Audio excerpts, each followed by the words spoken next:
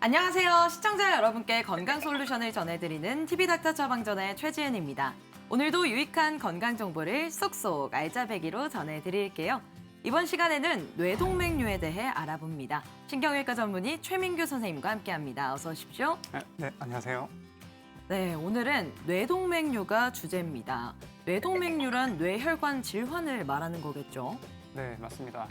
뇌동맥류는 뇌동맥 일부가 약해져서 그 부분이 풍선이나 꽈리처럼 부풀어 오르는 질환을 말합니다. 뇌동맥류는 주로 혈관이 큰 분지부에서 발생하게 되고 뇌동맥류의 혈관벽은 매우 얇고 구조적으로 정상 혈관과 달라서 쉽게 터질 수 있습니다. 네. 뇌동맥류가 터지면 뇌지주막 가출혈이라는 심각한 뇌출혈로 이어집니다. 네, 그렇다면 뇌동맥류가 터지기 전에 발견하고 치료하는 게 좋겠네요. 그렇다면 보통 어느 연령대에서 발생을 하나요? 주로 40대에서 60대 사이에 흔히 발생을 하게 되고 그 중에서 약 20% 정도에서는 2개 이상의 동맥류가 있는 다발성 동맥류가 발견되고 있습니다. 그럼 어떤 이유에서 뇌동맥류가 발생하는지 궁금한데요. 후천적으로 혈관벽에 가해지는 지속적인 혈역학적 스트레스가 동맥류의 발생을 촉진하게 됩니다. 네. 이외에도 흡연, 고혈압 환자일 경우 뇌동맥류가 생길 가능성이 높아집니다. 모든 뇌동맥류가 터지는 것은 아닙니다. 크기가 클수록 잘 터지고 모양이 울퉁불퉁한 경우에 더 잘 터집니다. 뇌혈관 질환이 보통 별다른 증상이 나타나지 않는다고 하더라고요. 뇌동맥류는 어떻습니까? 파열되고 나서야 알게 되는 걸까요? 뇌동맥류는 파열 전까지 별다른 증상이 나타나지 않습니다. 보통은 편두통, 긴장성 두통, 어지러움증 등으로 인해서 검사를 하는 경우에서 우연히 발견되는 경우가 있습니다. 또한 건강검진을 하다가 우연히 발견되는 경우도 많습니다. 이렇듯 증상이 없어 언제 터질지 모르니 이것이 바로 뇌동맥류가 머릿속의 시한폭탄이라고 불리는 이유입니다.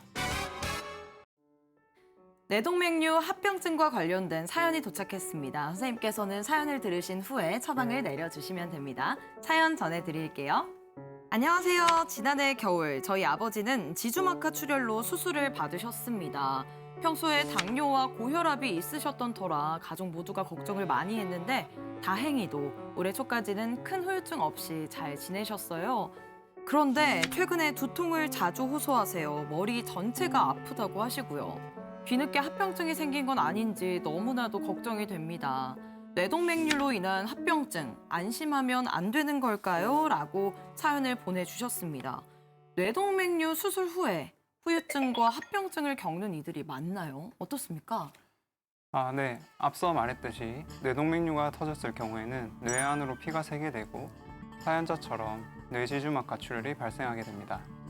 이후에 합병증으로 재출혈이라든지 영구적 뇌손상, 뇌가 부어오르는 뇌부종, 뇌에 물이 차는 수두증, 혈관이 쪼그라드는 혈관 연축과 같은 합병증이 발생할 수 있습니다. 그리고 최악의 경우 사망에 이르는 경우도 많습니다. 특히 재출혈이 발생할 시에는 사망률이 60에서 90% 수준으로 급격히 올라가기 때문에 재출혈 발생 전 적절한 치료가 필요합니다. 그러나 대부분의 뇌지주막하 출혈의 합병증은 약 3주 정도면 결정되기 때문에 그 이후의 증상은 관련성이 낮을 수 있겠습니다. 그렇군요. 재출혈이 발생하기 전에 상태를 예의주시해야 하고 적절한 치료가 필요합니다. 그렇다면 어떤 수술이 이루어지나요? 뇌동맥류에 시행되는 수술법은 크게 2가지가 있습니다. 네. 각 치료법에 장단점이 있어 상황에 맞는 적절한 치료법을 선택하는 것이 중요합니다. 먼저 클립 결찰술입니다. 개두술을 통해 뇌동맥류 안으로 들어가는 피의 유입을 차단하는 수술 방법입니다. 두개골 절개 이후 뇌 주름 틈으로 수술 현미경을 보면서 접근해서 동맥류로 부풀어 오른 것을 찾아낸 이후에 클립이라 하는 작은 금속 집게를 물려서 피의 유입을 차단하는 현미경적 수술 방법입니다. 네, 뇌동맥류에 시행하는 수술법, 또 클립으로 피의 유입을 차단하는 현미경적 수술 말고 또 다른 수술은 어떤 게 있나요? 다른 수술 방법으로는 코일 색전술이 있습니다. 혈관 내 시술로 이루어지는 치료법으로 허벅지의 대퇴동맥을 통해서 혈관을 따라 쭉 카테터 관을 진입시킨 이후에 뇌동맥류 안으로 가느다란 관을 넣고 그 관을 통해 코일이라고 하는 백금실을 풀어 넣어서 뇌동맥류 안을 채워서 막는 시술적 방법입니다. 이것은 클립 결찰술에 비해 상처도 작고 회복 기간도 빠른 점이 장점입니다. 네, 가장 좋은 치료 방법은 환자가 겪는 뇌동맥류의 모양 또 위치 등을 고려한 수술이 되겠죠. 네, 맞습니다. 네, 그렇다면 예방, 가장 중요한 예방에 대한 이야기 나눠볼 건데요. 뇌동맥류를 예방하는 일상 속 습관에는 어떤 것들이 있을까요?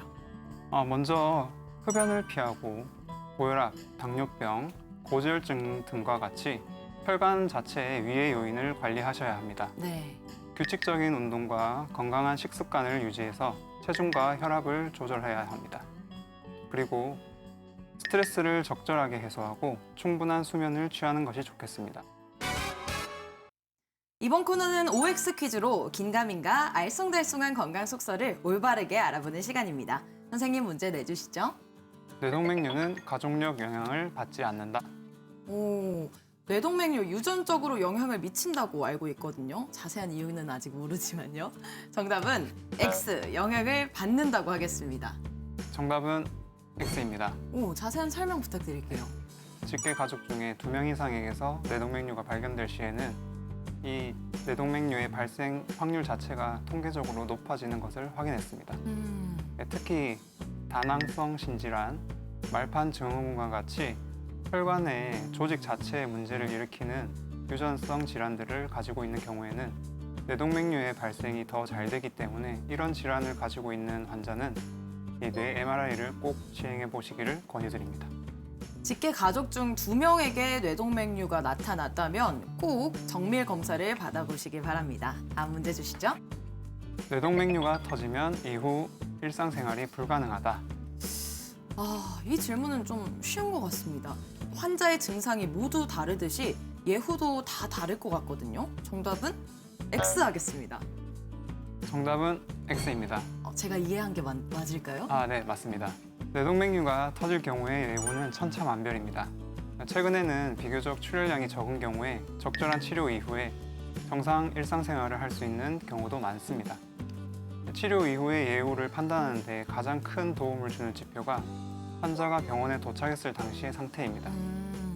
내원 당시의 상태가 좋다면 적절한 치료 이후에 정상 생활을 할 수 있는 가능성이 더 높아집니다. 따라서 평소에 겪어보지 못한 두통이 발생했다면 상태가 더 악화되기 전에 병원으로 가서 꼭 확인을 받아보시길 바랍니다.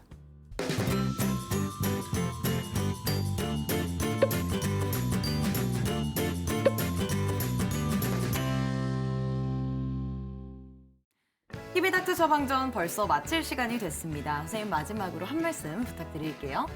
머릿속의 시한폭탄 뇌동맥류는 증상이 없어서 미리 알아내기 힘들었습니다. 하지만 최근에는 영상의학 장비 보급의 확대로 인해서 내 머릿속에 뇌동맥류가 있는지 알아낼 수 있는 기회가 많아졌습니다. 특히 고혈압 환자들, 흡연자분들은 한 번쯤은 검사를 통해 머릿속 상태를 알아보는 것이 좋겠습니다.